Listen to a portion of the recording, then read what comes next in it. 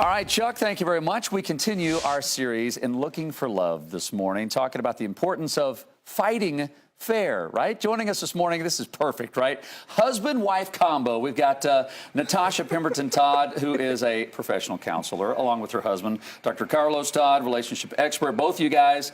First of all, this just isn't fair. Right. Let's just start with the way you guys matched this morning with your socks. How did that happen? I can't even believe we're starting with this. Whose idea was it?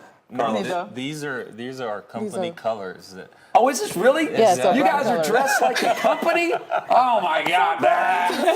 Okay, so here I'm about to ask you how to fight fair. You guys are both relationship experts and therapists, so already it's not fair. Right. But this is really interesting because it doesn't matter if you're married, if you're in a new relationship, or you've been together for years and years and years, everyone is going to fight at some point, and it can be over the stupidest thing in the world, which is how a lot of things turn into big things. Right. Where do we even start, you guys? Natasha, first of all, Carlos has been on, so welcome. Thanks for sitting in here. Thank you. How do you start a good fight? Well, first you have to have a fight plan. At least that's our, when we come into couples fight school, we always say fights are going to happen, so let's just get that out of the way. The no fighting thing is a myth. It's going to happen. You have people from different backgrounds, you're going to need to do that. So how do you do that is something that you need to establish early. So first, have a fight plan. Have a fight plan. And so I'm guessing you need to do this when you're not fighting. Exactly. The calm before the storm. To me, one of the things that I like to say is that a fight plan is just as important as a retirement plan, because nothing happens if you don't understand or you don't have some rules around how you're going to fight. Everything is going to be a problem. So you're going to have a retirement plan, you need a fight plan. Oh my gosh, it's brilliant. I've never thought about that before. Okay, so once you have a plan, what needs to be in the plan? I mean, where do you even start? So one of the things that you really want to think about is to be able to consistently communicate value. And this is before any fights ever happen. Okay. This person is important to me because in any fight, one of the things that's in the background is, does this person care? Is this person interested in my opinion? And that's a value question. And if across the relationship you have not established this whole issue of, am I valuable?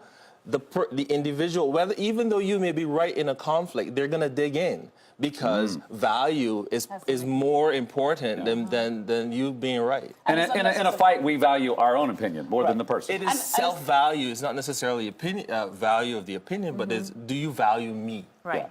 And it's not just what you say, but it's what you don't say, because most of our communication is what we don't say, not necessarily just what we say. So yes, we need to do both at the same time. We need to be saying, yes, I value you, you're great, whatever, but we also need to communicate that by actually listening to what the person is saying, actually being able to say, oh, you know what, I pay attention to that, I try to put that in my planning, et cetera, et cetera. That's how we communicate value. Well, the third thing on there is we just had, it said be specific about what's bothering you. Is that what you're talking about? Yes. It's important. Sometimes we assume the other person should know because they've been around us for a long time. Right. But there's no should with that, because sometimes we can be lost in our own thoughts. And so if something's important enough that is bothering us, be specific about that. Not in a way that's accusatory, but definitely say, hey, I've seen this pattern in our lives, and it really bothers me. Let's do something about it. So. Is everything, which is the next point on the list here, Carlos, is everything resolvable? No. Actually, the experts who've studied this have said that 68% of issues in a relationship they're perpetual. They're not resolvable. Oh. So most things are not resolvable. One person may be, I don't know, like the stuff that we were talking about last night. Dishes in the sink. Perfect example. Yeah, exactly. One person doesn't mind them piling up. The other person wants an empty sink. One person is always early. The other person is late. If we attach so much this need to fix these things, it closed the relationship. People feel overly stressed. One of the things that I hear a lot is, I'm driving to my house, or the person is driving to their house, and already their heart rate is going up because they're fearful or concerned about what's on the other side of that door.